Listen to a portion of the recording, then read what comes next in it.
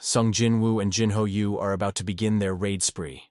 Their partnership is just beginning, but the hunter world is about to take notice. Let's dive into the next chapter. The next morning, Jinwoo left his apartment to find a massive, brand-new van blocking the entrance. The window rolled down to reveal Jinho's grinning face.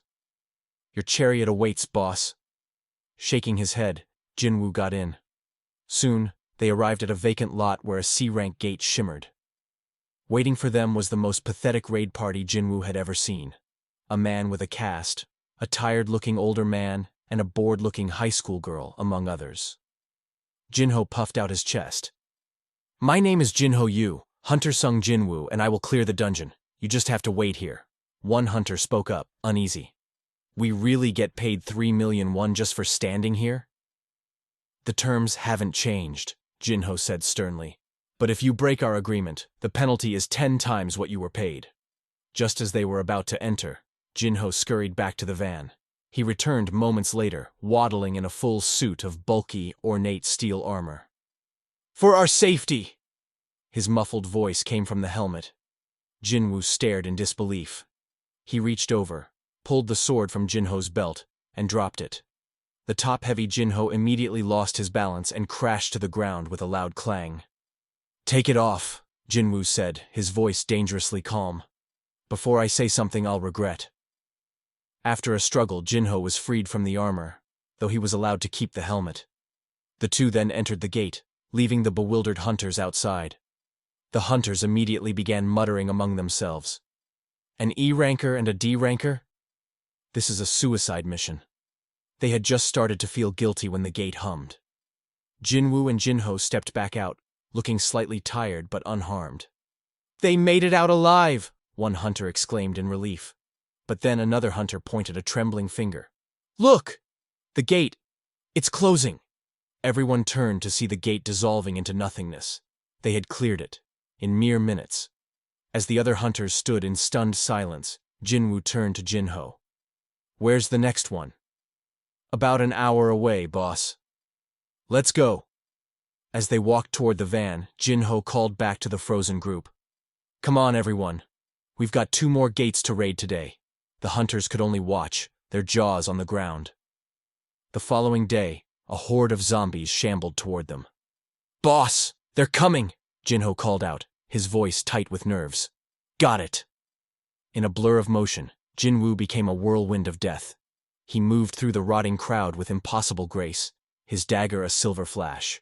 With every pass, zombie heads hit the ground. "You have leveled up." "Boss, that was amazing!" Jinho applauded, his fear replaced by pure awe.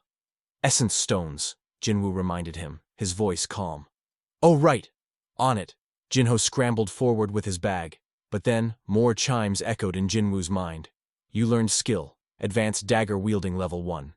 You learned skill, fatal strike level 1. The level of skill, dash, has increased." He eagerly pulled up his status screen to inspect the rewards. His dash skill had improved to level 2, boosting his speed increase from 30% to a significant 40%. But the 2 new additions were the real prizes. Advanced dagger wielding was a passive skill that increased his damage with daggers by 33%. Perfect, since he had no plans to abandon Kasaka's Venom Fang anytime soon. The final skill, however, made his heart beat faster. Fatal strike. It was the same instinctual feeling he'd had when finishing off Tasik, the innate knowledge of exactly where to strike to end a fight. He'd leveled up and gained powerful new tools. This was, without a doubt, the best start to a day he could have asked for.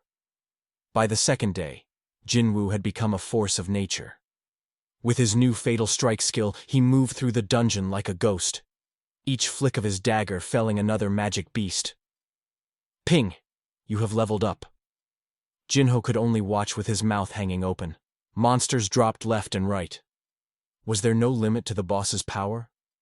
He was dying to know Jinwoo's true rank. He had to be at least a B-ranker, but he valued his life too much to ask. However, such overwhelming power came with a cost. A familiar, frustrating chime echoed in Jinwoo's mind. "You cannot use the skill because you do not have enough mana." Again? Jinwoo frowned, retrieving a small blue potion from his inventory and drinking it. "Boss, what is that?" Jinho asked, his curiosity overriding his caution. Jinwoo glanced at the system description, which clearly stated the item couldn't be transferred. But what did that actually mean? His scientific curiosity was piqued. He handed the vial to Jinho, and it promptly vanished from his assistant's hand. Is this magic, boss? So that was it. Non-transferable meant it literally couldn't be given away. But what if he didn't hand it over? A new idea formed. He accessed the shop and purchased a different potion, this one a vibrant red healing elixir, which materialized in his palm. Boss, that's amazing. The liquid changed color. Jinho gasped, thinking it was some incredible trick. Open your mouth and look up, Jinwoo instructed. Like this? Perfect. Don't move. Jinwoo tilted the bottle, pouring the red liquid directly down Jinho's throat. A surge of energy instantly washed through Jinho. The fatigue from hauling the heavy bag of essence stones vanished, and the color returned to his face. Whoa! What is this? I feel amazing. Jinwoo nodded, satisfied. So it worked. He could administer potions to others. This was valuable intel for future situations. If you get tired, tell me, Jinwoo said, his tone purely practical. A slow butler would slow down the hunt, but Jinho didn't see it that way. He saw a supremely powerful hunter sharing a priceless resource, looking out for his well-being. His eyes shimmered with emotion. Boss, he whispered, voice thick with gratitude. Let's go, Jinwoo said, already turning toward the dungeon exit. Meanwhile, in a nearby office of the prestigious White Tiger Guild, the morning calm was shattered by manager Sangmin An's furious voice. Assistant Manager Hyun? The new member training starts tomorrow, and you still haven't secured a C-rank gate? Assistant Manager Kichul Hyun flinched. I'm sorry, sir. There's a strike squad that outbids us on every single gate in the area before we can even make a move.